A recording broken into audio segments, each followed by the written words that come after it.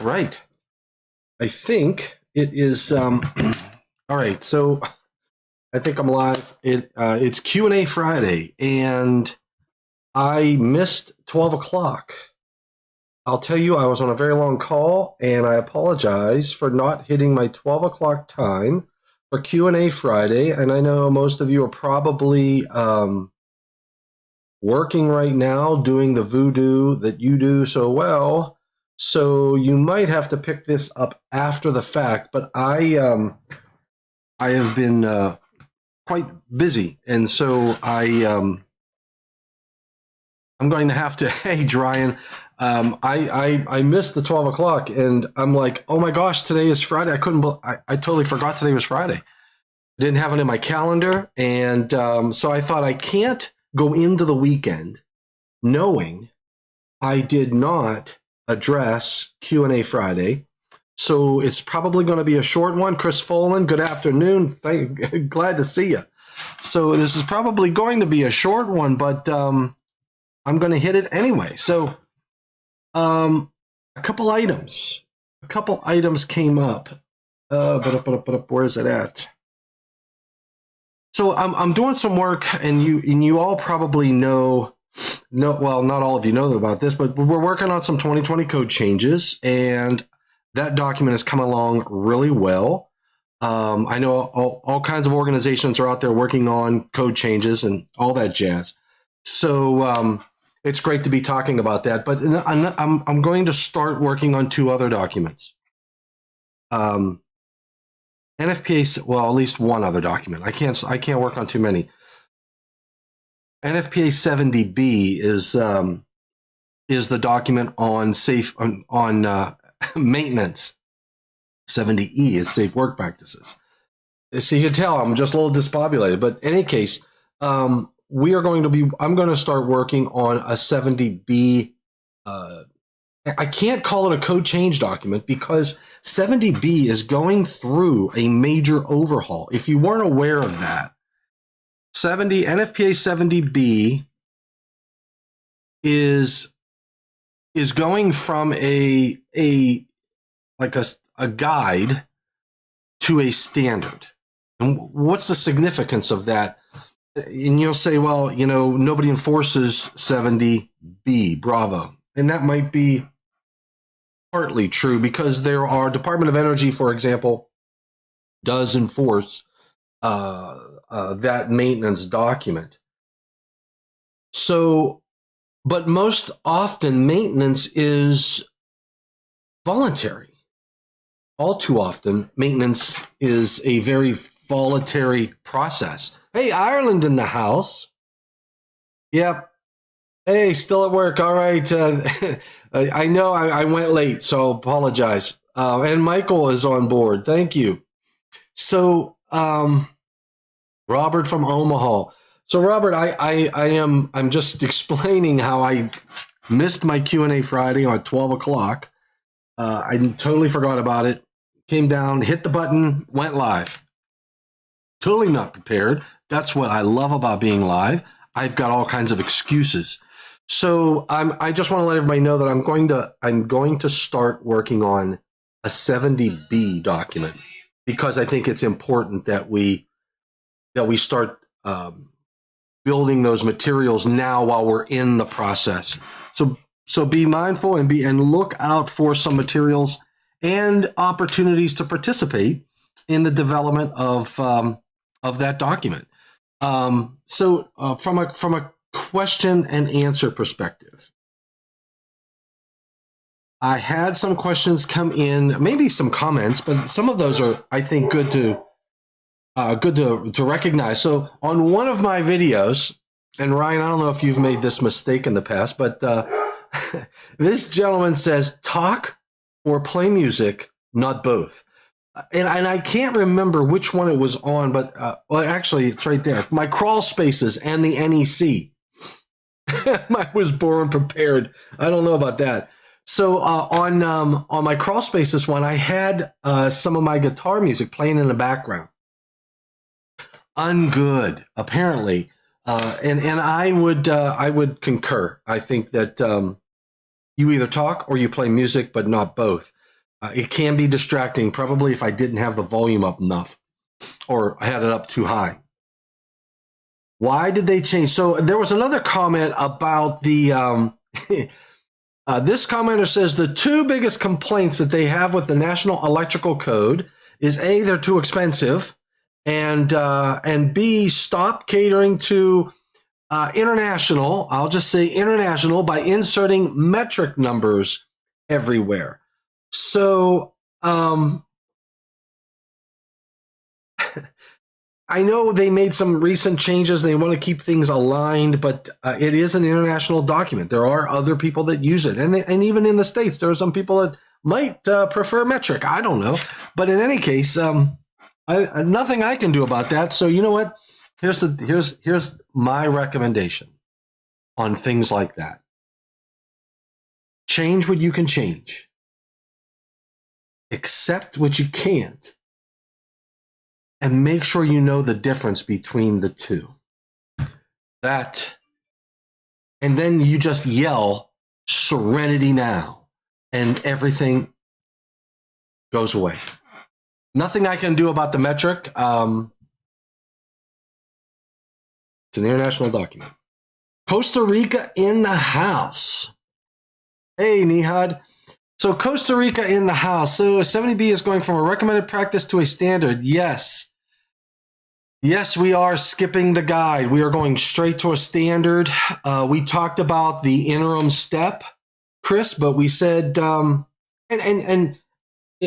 point was made, I forget who it was. There were a few people that brought this up. They said, look, you're going to go through a lot of work to go from you could or you should to a recommended practice. And then you're going to have to do it again to go to the standard. So we basically are, we took everything, all of the stuff that's in the front of the book, all of that immediately becomes annex material. And then we had to see what we could salvage to include as a standard. Hey, not going to try it because I did see a comment from you. You said from Costa Rica, you made a statement about Google Slides. And you know what? I want to tell you, thank you, because I took your advice. This is a good example of why this channel and my interaction with this channel helps me too. Because I couldn't figure out, remember we were going through the code changes and I had the slide deck and it was cumbersome. So I am actually sharing that Word document with those who go out to my website, thomasdimitrovich.com, and register. And I have a Word document. So this is what I decided to do. Instead of going straight to the PowerPoint, and I'm going to tell you sort of my vision on this one, because I've been thinking about it. And I'm right in the beginning of the document, I'm putting in those who are contributors. I'm putting their names in there. So here's my thought process. We're going to create this document. We're going to build out, here's what the change is. Diego, thank you. Diego Redondo, thank you so much for that recommendation. So here's what I think this might take us. Somebody asked a question during my last call. I think it was David Engelhardt. And we had a brief discussion about it. He said, what are we going to do with this document? And I didn't know how to answer it. Quite frankly, I was taken up. I was a little off guard with the question because, I mean, we're on the bleeding edge. And I'm going to answer your question in a second, Ryan. So my thought process on this code change booklet is maybe we publish it, and the proceeds, if we sell any, the proceeds go to IAEI, the International Association. I'm contemplating that as a possibility. That if we as a team develop this document, and your input helps it'll probably be a much longer document, in my opinion, because I think if we do it right, we'll have a lot of comments and whatnot. I can see it on Amazon for sale for with the proceeds going to an organization like the IAEI or something like that. Still thinking about it, brainstorming. But I just had that thought this morning. I was like, man, why don't we do something like that?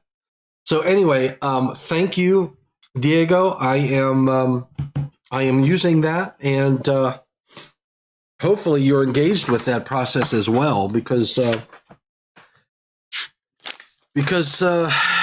you were very helpful. I'm just going to make sure I write your name down, Diego, Redondo. Okay, Ryan Jackson. Okay, 2023, are the added 2023 maintenance requirements in the 2023 being rejected and moved to no, they are not being rejected. Because here's the thing. Here's my thoughts on that, Ryan. And I think if you don't have hooks in the National Electrical Code of some sort, now I agree, they have to be practical, they have to be realistic, and they have to be something that can be inspected, or we have to really look at those requirements. But you need a hook to marry the two documents together. And I know you probably disagree with me. You're probably throwing your arms up. You're going, Tom doesn't know what the heck he's talking about. He's an idiot. Man, why doesn't he just shut up? But I'll tell you, I think, and I don't know what the right answer is, but I think you need something to help people identify those areas in a power distribution system where, and I know you can say maintenance is important across the board, but there are some areas where maintenance is a critical piece of the installation. So I don't know what the right, and I'd have to really look at the maintenance requirements and where they're at and what they say to know, to provide any of my feedback on the language. But I think you need those hooks. But short answer to your question, 70B is working on 70B stuff. If somebody wants to put public inputs on 70B, they can, but they're not moving things from 70, the National Electrical Code, to 70B. At least nothing that I've seen. So that's going on. So thank you, Diego. Thank you very much. You're right, Chris. Standards aren't adopted everywhere. In fact, 70E and 70B as a standard, both of those documents, I think, are usually, if you think about safe work practices, when do we enforce safe work practices? All too often, it's enforced after someone gets hurt. Either OSHA came to town or someone got hurt, and maybe OSHA didn't come to town. Maybe it's a senior level management says, what are we doing? Look at the numbers. People are getting hurt in our facility. We need to now do something about it, as opposed to trying to avoid it from the get-go and building in safety and safe work practices from the get-go. Because you think about, and I've done examples on my channel where like the breaker integrated transformer, where we integrate that secondary overcurrent protective device with the transformer. And that provides your incident energy reduction for the first panel board downstream of a transformer. I mean, why would you not do that? The area in your power distribution system that has the highest incident energy, you can design the system to address that and reduce the incident energy, reduce the severity of an event should an event occur when justified energized work is being conducted. You can also facilitate turning it off easier. So, and establishing an electrically safe work condition. So, but we don't do that. What do? We don't consider it, and then when an event occurs, then we go, oh my gosh, I need to do something about it. And then you bring the electrical contractor in, and he says, yeah, I can reduce this. Well, how much is it going to cost? Well, I've got to undo this. I don't have space because you didn't design it into the picture in the first place. But if you approach the power distribution system design from the get-go, then you have the provisions in place to reduce the severity and reduce the likelihood of an event. Likelihood and severity is what? Risk. So because 70E is not a part of the installation process, that makes it challenging. But what do? From a 70E perspective, we tell you need to put GFCI in certain locations. That's directly related to reducing likelihood and severity. We tell you on 1200 amps and above, arc reduction technologies. That's directly related to severity and likelihood. We tell you to put barriers in place. We tell you to put working space for the electrical worker. So the hooks are there between the National Electrical Code and 70E. And 110.16b, if you take a look at what we did over the last couple cycles there, and especially what's going on in 2023, we're building that connection to 70E even stronger. Maintenance is a challenge. Maintenance is a challenge. These standards aren't adopted, and to Ryan Jackson's point, his point is, hey, it doesn't belong in the National Electrical Code. Electrical code is an installation requirement, not a maintenance. So that's right. Yeah. So you got you got people that are burned, you got people that are killed in their homes, and we put things in place like AFCIs, GFCIs, ground fault protection of equipment. Which brings up another issue. I had someone else make a comment, and I'm not sure, this was about a month ago, that said, it's hard to find product because of this supply chain thing we got going on. And it's hard to find GFPE breakers and GFCI breakers. So, and that was you, NHZXBOI. You had made that comment. It's hard to get these breakers. There are existing systems that cannot be embraced but must be used. Yes. So the challenge is to try to figure out, how do I build in electrical safety into my power distribution system? How do I address maintenance and build those hooks to somehow get that tie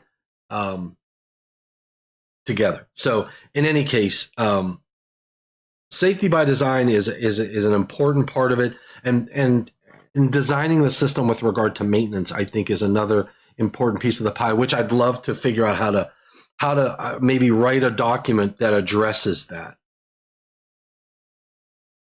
Yeah, you're right. So legacy is a challenge when you have an existing system. But I'll tell you what, here's what I've learned, especially. And you know what I did? I would go to different facilities, and I started, for a period of time, I would take photos and post them on my LinkedIn and my Facebook site. And what I did there was, every time I saw a safety disconnect switch, especially a fused disconnect switch, those solutions do two things. One, they promote the ability to establish an electrically safe work condition. So if I have an existing installation, I feel comfortable that a majority of the time, more often than not, I would be able to say, look, I'm going to break this circuit. I'm going to put a disconnect right here. I'm going to put a fusible disconnect. I'm going to select the fuse for arc reduction and not for protection of the conductor. I'm going to pick that fuse for reducing the incident energy or the severity of an event should it occur. I'm going to have that disconnect located in such a location to help my electrical worker be more likely to establish an electrically safe work condition. So those applications are awesome. That safety disconnect switch is a beautiful product that you can place pretty much anywhere you want to in a circuit within reason, right? So, and Quinn, Coach, you're right. Engineering controls is at the top of that safety chain, that safety pyramid. We've got to approach designs with safety in mind, and I'll tell you, that's the hardest thing. In fact, on we were talking about, I think it was, I don't know which program it was on. I don't know if it was the IEI's program, and I had mentioned about the arc reduction, or if we were talking about the code change book, but I mentioned about arc reduction and moving down to 1,000 amps, and somebody had made the statement that oh, you know, that's a stretch. Isn't that overkill? I think that's what they said. Isn't that an overkill? Because I was doing an example. It was on the IAI. Yeah, elimination is at the top, Chris. You're right, and establishing electrically safe work condition, all of that process. But again, that comment was made that when I said, look, I take that first panel board on the secondary, I put a fusible disconnect in between, and I took the energy, say, from 7 calories down to 0.5 or whatever the number was. It was less than a calorie. And someone made the comment, isn't that an overkill? And I thought to myself, it's an overkill if you don't want to address, if you don't feel the need to address and reduce the severity. If you want to reduce the severity, either from the design engineer's perspective or from the end user's perspective. And I know as an engineer, we're between a rock and a hard place when we know I can do things this way and the customer will be better off, but it might be a little bit more expensive. And then you've got to get the customer to say, yeah, I'll give you that extra dollars out of the budget. And maybe, you know, I won't have granite tops because I have a safer installation. I mean, that's a residential reference, but you know, it's there. So yes, and 70E recently changed to raise the awareness that establishing that electrically safe work condition is job one. That's our ultimate goal, is to work in that state and not have to go through that justified energized work. If you can't establish an electrically safe work condition, that's what we want to do. And we can design power systems to facilitate that. So in any case, and I do want to point out, yeah, you know, and I'm not sure if it's, I'm not close to the product lines, like from a circuit breakers and whatnot with regard to supply and demand. But I've heard wind of various challenges in getting products. So because of supply chain issues, because of whatever. So yes, I agree with you, Chris. I wish that safety would trump the architectural design. I really do. I really do. But until we start to recognize safety as a value proposition, and so here was my other. So I had an idea. Which I'm still share with anybody who will listen, who can take it to the next level. My idea was a LEED equivalent for safety, and you'll see people try this. The tall buildings, the CTBUH, God bless them, God love them. They tried. They worked with NFPA. They created a document to create a point system. Now, if you know what LEED is a point system that deals with sustainability. And we design structures. And I've worked with customers. I have my LEED AP, Associate Professional. I took that exam and I studied and I worked with customers heavily for a period of time there, trying to help them achieve gold or platinum levels in their designs. And I mean, down to where am I going to put the bike racks to get the points? And throughout that process, I had that little guy on my shoulder who kept whispering in my ear that, why aren't you doing this for safety? I mean, literally. I mean, I would work on these designs. I'd help customers. I'd specify variable frequency drives on HVAC equipment, figure out where they're going to put the bike racks, UPS systems that are higher efficiency. I worked on these on getting things SMART certified, which was recognized, a program, and it's probably still recognized by LEED, that if a percentage of your products on your job that are specified, is greater than a certain percentage, then you get points. But they're all around energy efficiency. They're all about sustainable. Like, where did you get your parts? Or is there any mercury in there? Is there any lead in there? William Snyder, good to see you, buddy. but there was nothing in there on safety, and it bugged the bejeebers out of me. And that's a technical term, bejeebers. Look it up. Don't look it up. Don't look it up because I don't know what you'll find. But in any case, so I struggled with that, and it wasn't until I was sitting with a major organization in front of a bank. We were trying to get, we were trying to fight and work the capital markets to get lower interest loans and things of that nature for buildings that are built that are green, sustainable, LEED, certified. And I realized why, and that person said, look, I can't remember the name of the bank, but he says, look, I love what you guys are doing, and I understand you want to prevent the floodwaters, you want to do all these great things to save the environment. He says, but I got a problem right now. I have buildings that are being washed away, and new buildings are being put back in the exact same location to the same deficient standards. And he said, this is a long-term solution. I need an immediate solution. And I looked at him and I said, what if I had a LEED equivalent for safety and resilience? And I explained, what if we had a point system that said, I'm not going to build, I'm going to James Hoover, and I'm going to build a structure that is more resilient and safer for the occupants and for the structure itself. It's a more reliable, and it's a safer investment for the bank.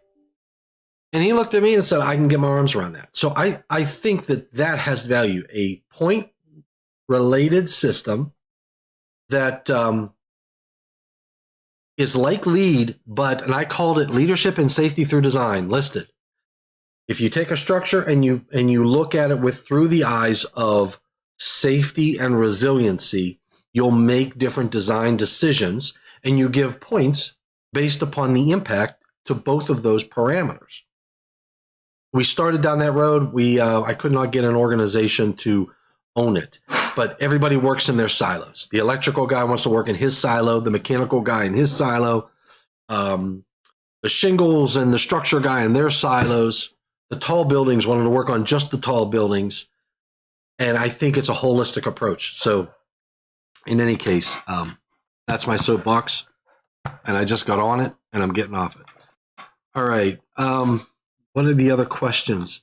Those are, I haven't had any other really big burning questions that I can think of off the top of my head. Cybersecurity. Somebody asked me what's going on with NEC and cybersecurity. That's another thing that we all got to think about. Cybersecurity is probably going to make it in the National Electrical Code this year, this cycle, with regard to in Article 110 and in 240, keeping anything that communicates, anything that's on the internet connected. You want to make sure you keep it secure so threats can't happen. People literally can open and close breakers. So, oh, Chris, the green screen is working great. That's excellent. I'm glad it is. I'm telling you what, it doesn't cost that much, does it? It's you can get any ugly green sheet, throw it behind you, and next thing you know, you're sitting on Mount Washington in Pittsburgh, Pennsylvania, and you have the trolley right here, and you got the bridge behind you, and it's always a sunny day, regardless of how bad it's snowing outside. So if you need a good background for Pittsburgh, just let me know. I'll send you mine. I'll send you the entire city. I'm glad it helped out. You shut me down before I could ask my CMP2 intent on the outlet location for 210.8F, Mr. Hoover. Oh, we got James Hoover and Mr. Snyder going back and forth. Well, you know what? We're going to have to get back online, and you know what we can do is if you get out there to thomasdimitrovich.com, hey, Daryl Hill. Daryl, I just bought a little bit ago, I got my drone, buddy. I'm going to sit for my license. I'm having fun. I haven't flown it yet. I'm waiting for a good snow, which we're supposed to get one Sunday night. So Monday, I might take the drone out. So we'll have to share some footage. Go Chiefs. I noticed the IEI diagram on 210.8F shows it at the disconnect. Oh, you're talking about what's an outlet?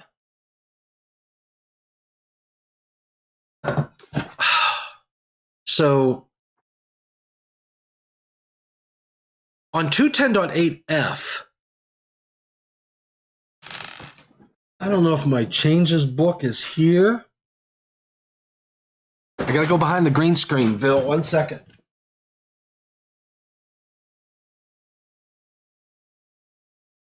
I need my changes book. Where's my changes? There we go. All right. I got my book. All right. So, you know what page, Mr. Snyder? 210.8F. Are you talking the analysis of changes 2020? This one? 200.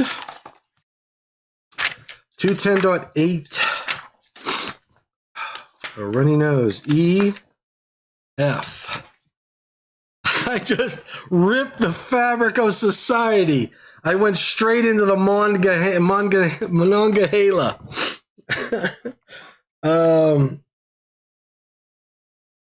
All right. Well, on my diagram, on this book, these great points and challenges, conventional thinking, Chris Folan. Well, you said just the point. At the change at a glance, GFCI protection is required for all 125 volt through 250 volt. Additionally, all a branch circuit dedicated to de-icing. There's no picture in here. With this requirement applying to all outdoor outlets, this would include outdoor hardwired AC units. So I'm not sure if I'm reading you right here, but there's no Mount Washington is in New Hampshire. So so I can't find it in here, Mr. Snyder, but the outlet, and I know we can have a discussion, and I know that Ryan and I have had this discussion in the past. Where is the outlet on an HVAC condensing unit? Is the outlet inside the condensing unit where the power, because I've got my raceway going to the condensing unit? Is the outlet on the outside of the wall where I wire into my circuit into the house? And I'm going to say I don't care. And you know why? Because I'm not going to have a receptacle. A GFCI receptacle doesn't exist for that size of a circuit. Hey, Eli Markovic, you ain't missing a thing, brother. You're welcome to the chat. But we're talking about the outlet on an outdoor circuit. I know we could probably debate on what is the outlet. Is it inside the condensing unit at the end of that flexible raceway? Is it right there at the house? And my thought is I don't care, because it doesn't matter. I'm not going to put a GFCI receptacle in. I would put it in the breaker. Because you're not going to get a GFCI receptacle, 30 amp, 60 amp, or anything like that. They're too big. So I would say you could argue to your blue in the face, and I would say do it over a beer, because it'll get more entertaining the more you drink, because it doesn't matter. It doesn't matter what you call the outlet, because you're not going to put GFCI protection in that outlet. You're going to put it at the beginning of the branch circuit. And that's because it's going to be a circuit breaker, because nobody makes a GFCI receptacle that's 60 amps. So, and it's not going to be a receptacle out there anyway, right? It's an outlet. It's not a receptacle outlet. Nobody plugs in a condensing unit. So, and I don't see where in the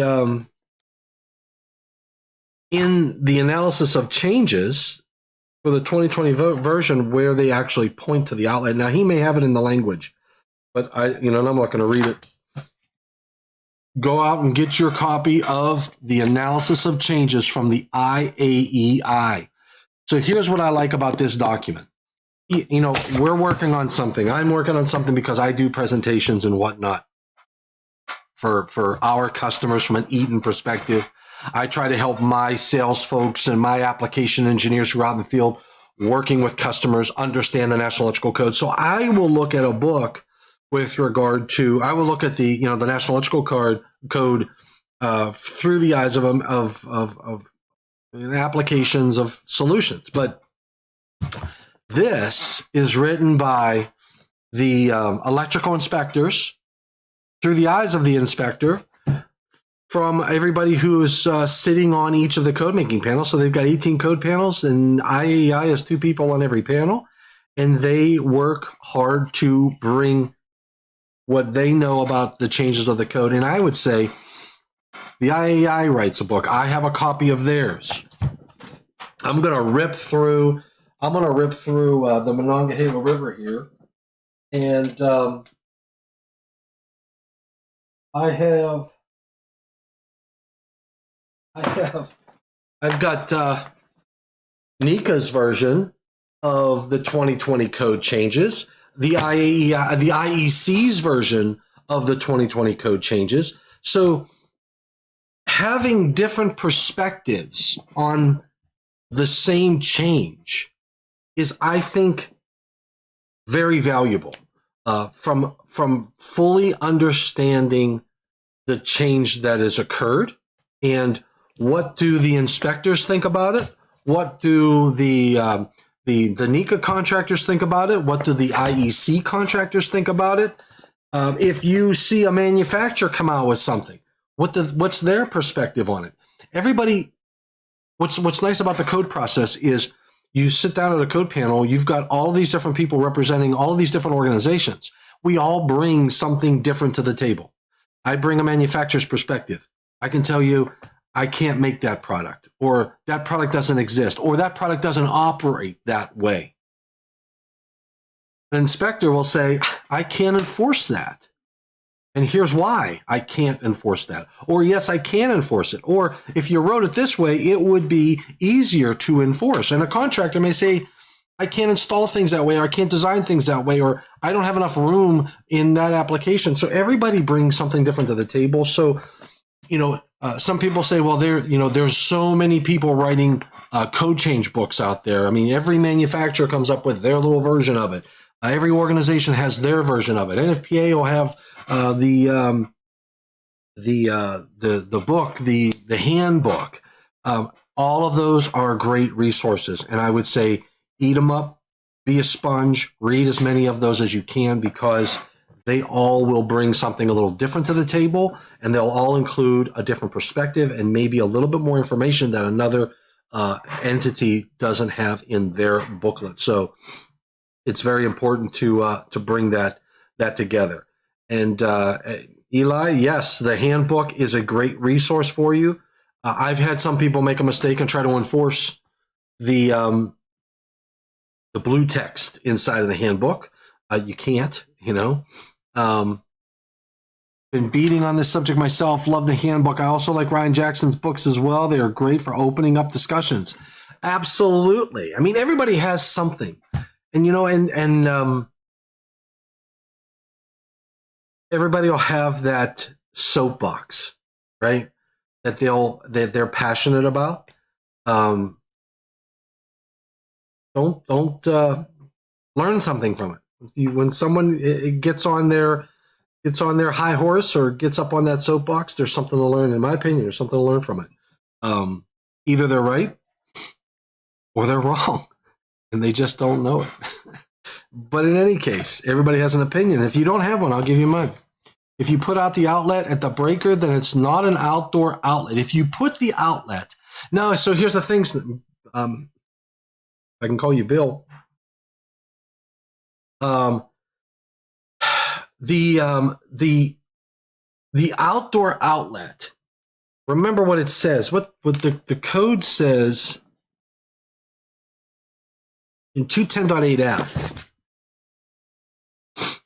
In 210.8F,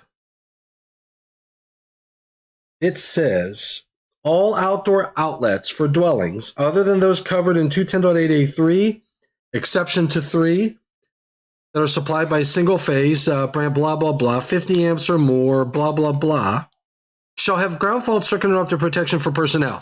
Now, so here's the question. When we say that, shall have ground fault protection, does that mean it has to be in there, or can I put ground fault protection ahead of it and it is protected? I can put my GFCI protection in my circuit breaker at the beginning of the branch circuit. That means everywhere along that circuit is equipped with GFCI protection, because if I have a ground fault in any outlet that's in that branch circuit, I'll trip the breaker. So the code's not telling you you have to have it in the outlet. It's telling you that you have to have protection for that outlet. So if I put it in my circuit breaker, yes, Robert, it calls for GFCI protection of the outlet, not the outlet itself being the GFCI protection. That's right. So if I put it in my circuit breaker, that doesn't mean that outlet is now in the panel board. That outlet is still outside. And you can debate and argue, is it right there on the wall where I have my little disconnect and I come down with my flexible conduit, or is it inside the condensing unit? You can have that debate all you want. It doesn't matter. My GFCI is in the circuit breaker. So whether you say the outlet is there on the wall, I got it covered. If you say it's in the HVAC unit, I got it covered. If you say it's down the street, I got it covered, as long as it's on that branch circuit. So you're good to go. I appreciate, hey, I the non-vendor specific talk more than anything. I appreciate that. You're well. I try. I don't think I even try it. I just do it naturally. So I'm trying not to. I don't want to. I'm not here to. I mean, I've got. You guys know where I work. You guys know who I work for, and I know that you would buy no other product. So I don't have to say anything. REC has to be within 25 foot. REC has to be within 25 foot of equipment. What's the REC? What is the REC, and where does the 25 foot come from? I don't know where that comes from. Eli, I'd love to know what you mean by that. The receptacle has to be within 25 foot. I'm not sure what you mean by that. No, I don't know if. Remember, this is an outlet. So, the service receptacle. So you're talking, that's a different section. So you're talking about within line of sight, right? So you're talking about 210. I get you. So what we're talking about here in 210.8F are outlets. These are not receptacle outlets. So 210.8F says outdoor outlets. 210.8A says receptacle outlets. 210.8E, as in Edward, is equipment requiring servicing, which is what you're talking about. GFCI protection shall be provided for the receptacles required in 210.63, and 210.63 tells you where you need a receptacle for equipment that may require servicing. And that and what you're talking about is in there. And yes, it talks about being visible within line of sight, etc. And 25-foot number is in that definition.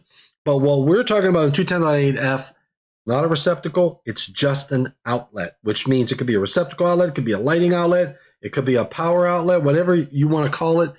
There's nothing. It's just that square box or inside that condensing unit, however you want to call it.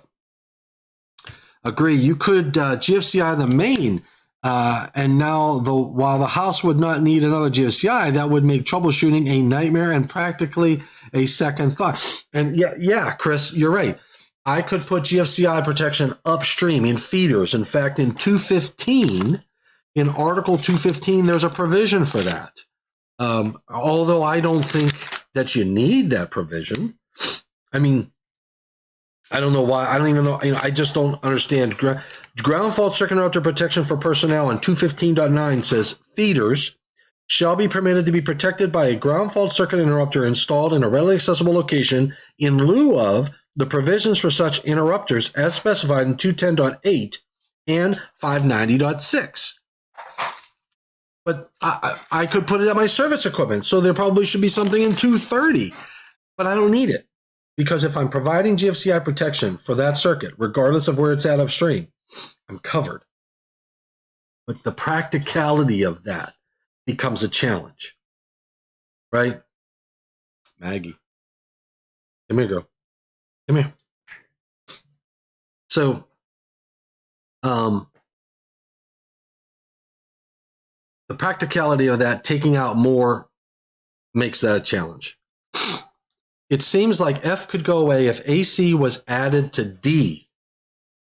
210.8. D as in David. 210.8D. Specific appliances. No. And here's why. Here's why, Bill. If I can call you Bill.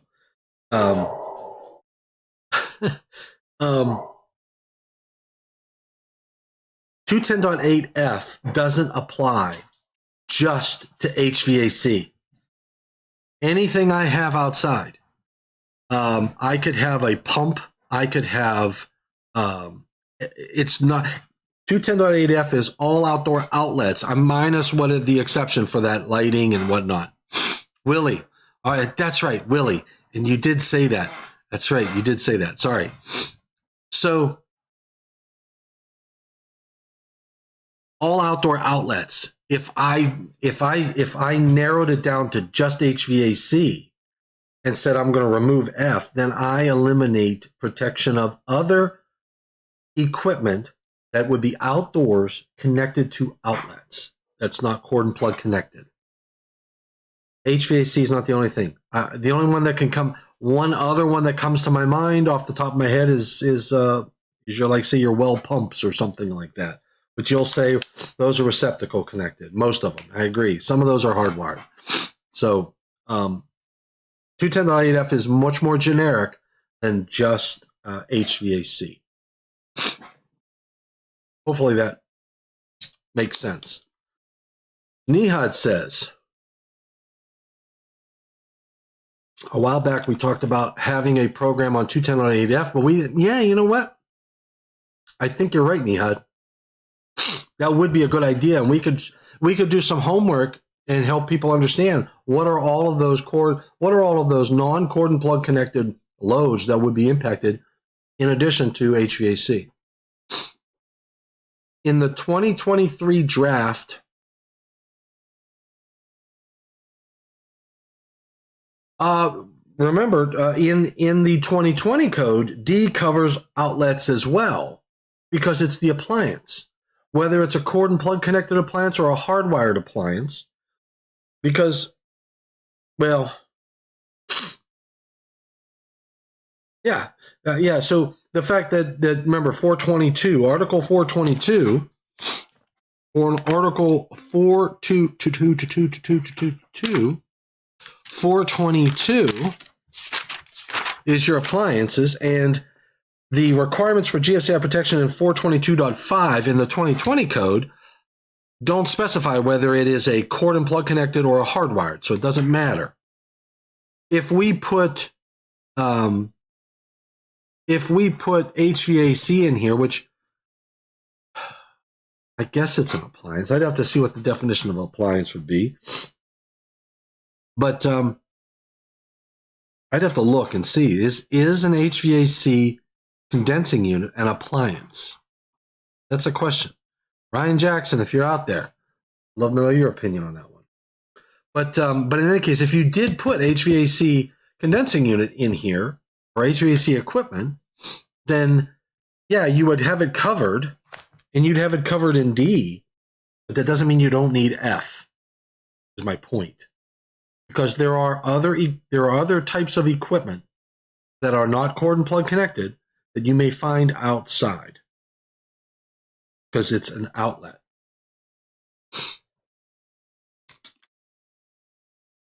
Yeah, Mr. Snyder, Nihad is usually on top of things. So Nihad, we got to blow the dust off of that idea, and we'll do a program on 210.8F. You know, that's why I like my buddy Nihad. Good idea. Good idea. Okay. You know, I was going to make it a short one. I don't know what time I went live, but it wasn't 15 minutes ago. So, Mr. McCamish, there we go. Nihad, John, me, you, and Nihad should do a program on 210.8F. And it doesn't have to be a Q&A Friday. It can be an actual program. We can do a couple hours. And I know you got a camera. And we could do it at 5 o'clock my time, which would be 2 o'clock your time. And I don't know, Nihad would be like midnight his time.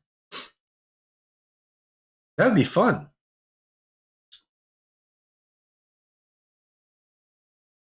Add 210.63. You know what? That's a good point. So we would have to pick up 210.63, which we did change. We did make some changes in 210.63 as well. This is getting to be a 2023 code change discussion. In the 2023 cycle, I'm going to take a look at public comments because I thought we did something in 210.63, because here was the debate on 210.63 was feeding. Remember the receptacle that who was it that said it? Talked about probably a name I can't pronounce. Wasn't Chris? Maybe it was Eli. Yeah, Eli was talking about the 25-foot Markovic. That receptacle can't be fed from the same device that's feeding the equipment. Because if you want to make sure that I can turn whatever it is I'm working on off and the receptacle still be there for me. But the problem with that language was, and I can't remember if we fixed it, but the problem with that language was if my equipment is at the end of a feeder in another building. So I go from one building to the next building, and I have a feeder that goes to that building, and I have to have a receptacle at that panel board. I can't feed the receptacle from that same panel board. I'd have to bring another feeder or another branch circuit to be able to supply power to it, because if I turn the main off on that panel board, then I kill power to my receptacle. And we were trying to fix it. I don't know if it was I think it was in 250. It was 210. Or was it 215? Hold on. 263, I believe it is, right? 210.63, 210.52. You know what I should do? I'm going to do this. This is getting out of hand. Oh. This is getting to be a little ridiculous here. But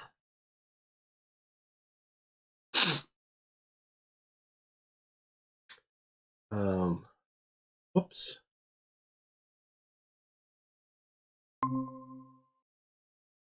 I don't know if John is out there or if anybody's out there. You want to talk about this? You can click on that and we can talk.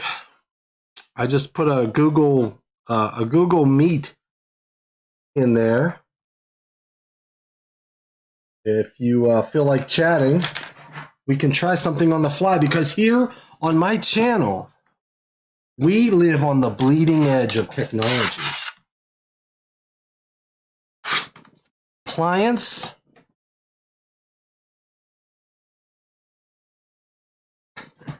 So I just put a link. If somebody wants to talk, they can. Including air conditionings. Chris Folan, click on the link. Let's talk about it. So 21063, I was going, there's 65, 63, equipment requiring servicing. So what do? We have the parent techs, all 125 volt single phase, 15 or 20 ampere rated circuits. We have, that's what we did. We separated into two first level subdivisions. The first one, A, heating, air conditioning, and refrigeration equipment. Hold on. So you have your HVAC, and it says the required receptacle outlet shall be located on the same level as the heating, air conditioning, and refrigeration equipment. The receptacle outlet shall not be connected to the load side of the equipment's branch circuit disconnecting means. Hey, Robert. All right, brother. Thanks for joining. So the 210-63C A is pretty clear. If it's a branch circuit going to HVAC equipment, got it covered. Other electrical equipment is B. In other than 1 and 2 family dwellings, a receptacle outlet shall be located as specified in 210-63 B1 and B2. B1 says indoor service equipment. The required receptacle outlet shall be located within the same room or area as the service equipment. B2 says indoor equipment requiring dedicated equipment spaces, where equipment other than service equipment requires dedicated equipment space as specified in 110.26E. The required receptacle outlet shall be located within the same room or area as the electrical equipment and shall not be connected to the load side of the equipment's disconnecting means. So we still haven't solved the problem with the panel board. But if it's an equipment, so I would need to take 2 branch circuits. So if it's it's David. I'll call him back as soon as I'm done.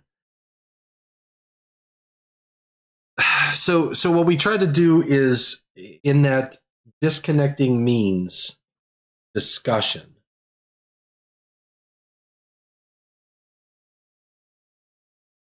we try to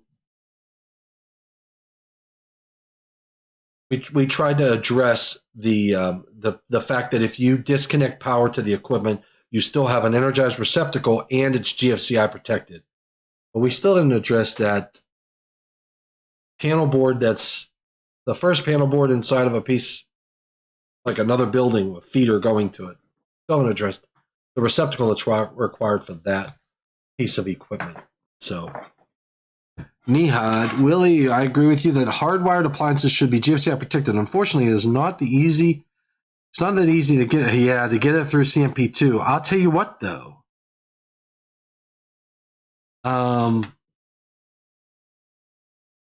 We talked about, we did expand in 210.8.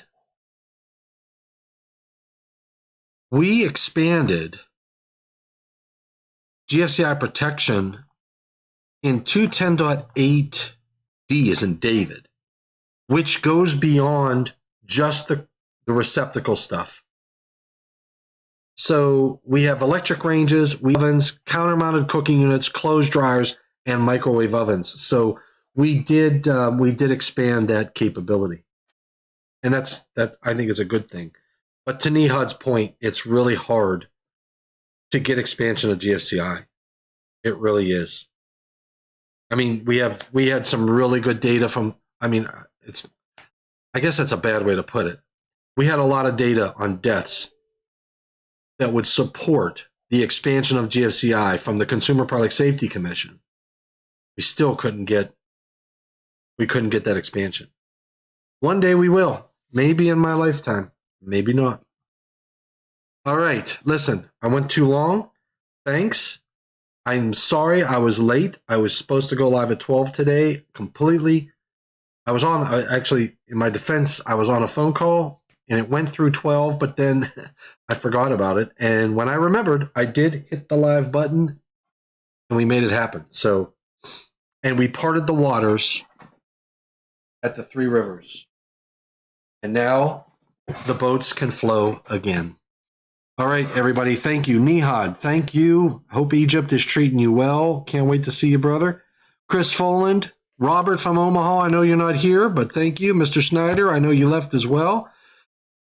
Thank you for joining in. And I will, I put this Google Meet link up one of these days. I know I put it up late, but I'm going to try this. I'm going to do that and see if we can get a discussion going. See if we can't get a discussion going on live. So if you feel gutsy enough and you want to call in, you'll be able to click that link. And as long as we keep things clean, language-wise, we will have a good discussion. All right, gentlemen, ladies, thank you. Thank you. Hopefully it's nice weather over in Ireland. Thanks for joining. Costa Rica, thanks for joining. Egypt, thanks for joining. All the other countries that I did not mention, thanks for joining. And I have a feeling that me and Nihad and maybe Mr. McCamish will be chatting about a program for 210.8F and maybe a few other sections that are related. All right, everybody, thank you. Take care. Stay safe. I'm going to sign off until we meet again online and hopefully in person one day. Thank you for what you do for the electrical industry. Thanks for what you do for electrical safety. And thanks for joining in today. Remember, stay safe and please stay healthy. All right, everybody, take care. Yeah, I almost forgot to go live, Ben. I was like, yeah, because I was eating pizza.